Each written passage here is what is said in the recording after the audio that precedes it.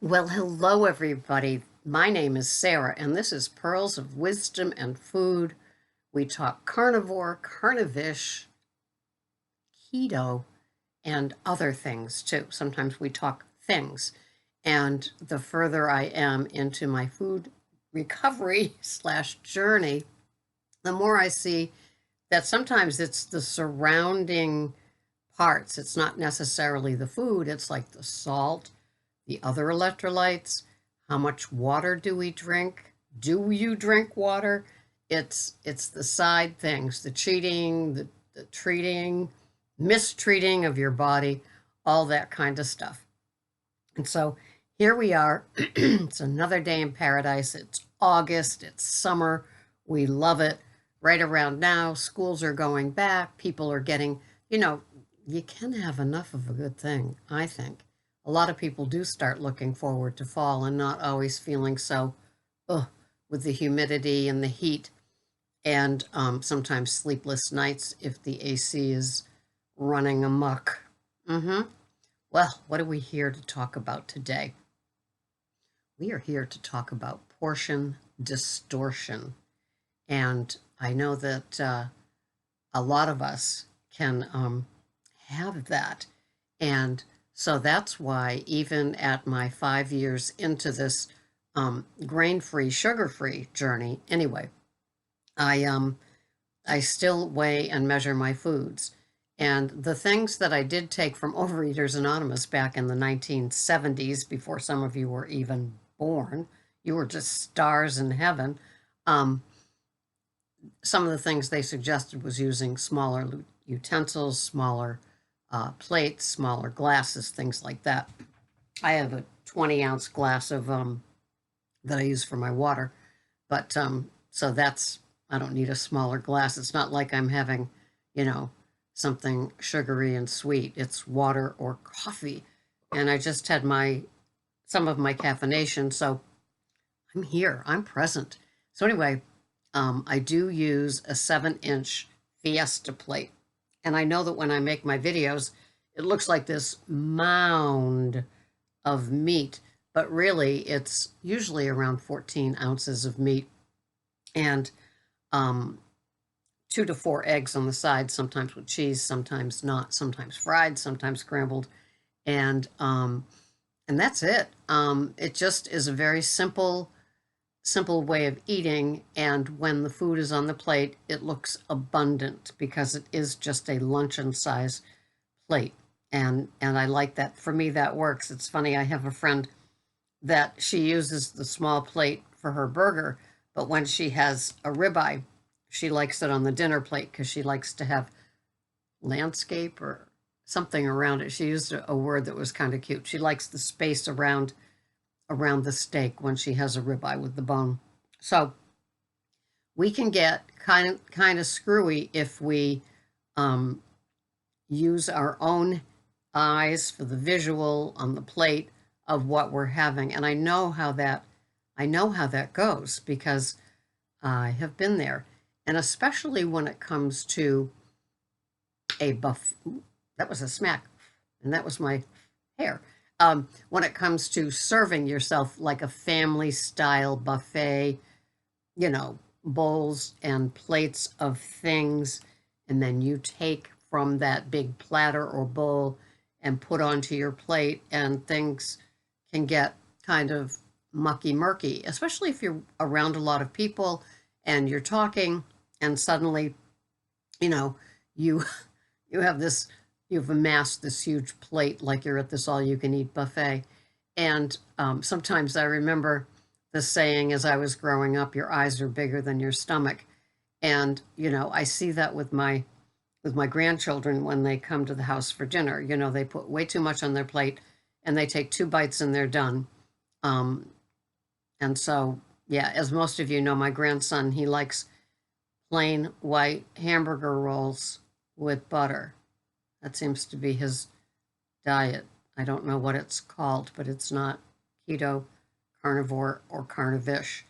And so my eyes, my stomach can pack away what my eyes think I can. So that's why I have to be careful of portion distortion, because I'll eat everything that's on my plate. Now, I know that Dr. Siver says, put a lot of food on a plate and work off of it. And don't eat it all, just work off of it during the day. That would never, ever work for me. I'm a clean plate club member for life. So what I put on my plate, I have every intention of eating. And because we cook on the big green egg, the meat and the veggies that Greg has the rest of the week, and I only have, I have that one time on Sunday. I measure the meat before I do the heating it up in the pan with the butter. It just works for me that way. And so when I do that, then I know I have measured out meat. And because I like to have different cuts of meat for my meal, it's kind of fun. I don't know, it's just variety for me. Like whatever that cut is, I'm calling it sirloin, but it's that C with that, it's like this fat makes the letter C, and inside is like the sirloin.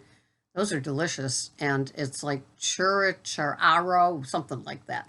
And I've been getting it at Whole Foods, so I like that. So it's like one or two of those for like, 5 or 6 ounces of that, and then a small like beef tenderloin or part of a ribeye. And so I measure out both parts and put them in a little dish and cover them until it's heat up time, so that I know what I'm having. And then I take the eggs and I put them aside, and the slice of cheese, and I put that aside. And that's it. That's my meal. I reheat in the butter just a little, and then I add butter at the end. So I see that pat on the meat on my plate. And it's kind of like my little dipping sauce. Like Marla has her yolks for her gravy. And so it just works for me. And the smaller plate, it's like my governor, so I know that this is the plate that we work with. This sits on it. It works. And I don't know, it's just something that I've been doing so long. I also use a very small fork. It's probably what you would call an appetizer fork. I also use a paring knife. I have a J.A. Henkel's knife, nice and sharp, and it's a paring knife. And so my 2 utensils are very small, and my plate is the 7-inch Fiesta luncheon plate. And I just switched up from to my turquoise. Oh, doesn't get more exciting than this? No, it doesn't. So that's how I do it. And is it a visual that just fools me? Mm-hmm. Little plates, little dishes. When I used to have my thing at the end of the meal, and I used to make this fat bomb concoction 3 times a week when I was low carb, high fat. I used little dishes for that too. And even when I was, eating sugars and grains and all that, I used little plates and little forks, and it was still a treat. But now that I'm mostly carnivore, and it's really happening with the pizza crust too, somebody gave me a great recipe, and I can't wait to try it. So I'm working very, very hard. I'm down to the 45 grams of Brussels sprouts. That's it for the veg. I knocked off the green onions from the scallions, the little rings. That made a huge difference in my tum-tum. And so, yeah, I just go along, and there's a pig inside of me. There is a slothful piggy, and it will never, ever be different, because I'm a food addict. I'm a carb addict. I'm a sugar addict. And if left alone to my own devices, so I need my things to be in place. I still need my kitchen scale for my to measure out my ounces, and I still need my small plate to tell me, that's it, girlie. That's what you're having. I use lots of salt. Like this morning when I woke up, I had a teaspoon of Celtic salt crystals with my Himalayan salted lemon water, and those are the sort of things I do. To me, it's not the amount of the liquids that I have, it's the salt in the liquids that makes a difference for me, because I don't want to be peeing out all the good minerals that I'm getting, either from my like my Gersteiner water, my Topo Chico water. my good mineral sparkling water, why pee that out with all the good minerals? So I have the salt to keep the minerals inside where they'll do what they do. And to me, it's more quenching. I also put salt in my cups of coffee, and it just is something that works for me. It might not work for you. I know that Tammy Keto in the Chaos likes her Soleil water, and it's those sort of things. And we find what works for us, and we stick with it. And it could be boring for some, but I like things just, predictable, the same. Count on it.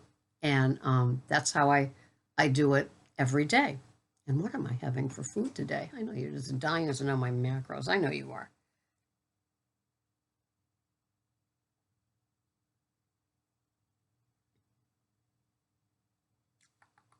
Chronometer. I still use the chronometer. It's more of a meal planner for me. So when I go shopping and I buy the meats, then I can kind of take some time just to put in, okay, Wednesday I'm having the pork chops. Okay, Thursday I'm having the beef tenderloin.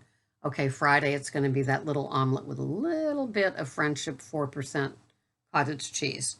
It's just the sort of thing that works. All right, so this is what my macronutrients are for today. 1,258 calories. My protein is 145.2. My total carbs are 2.5, and my fats are 75 grams. I was listening to, I'll tell you what I'm going to eat in a second. I was listening to, I can't remember who it was, but he was talking about the protein, and he was saying, say you weigh 175 and you want to weigh 150. Well, then you have 150 grams of protein. And he said that sometimes it's really hard to do that because, and he's a guy, and he says, I'll get to the 150 grams and I really feel like I'm, it's almost too much. And then the next day I'm not even hungry. So I'll just have 100 grams of protein. So, but he says, if you want to lose weight, have the grams in the poundage that you want to weigh. Okay. So I'm, the 120 range. So and I'm maintaining. So I would have 120 grams of protein. And what did that say?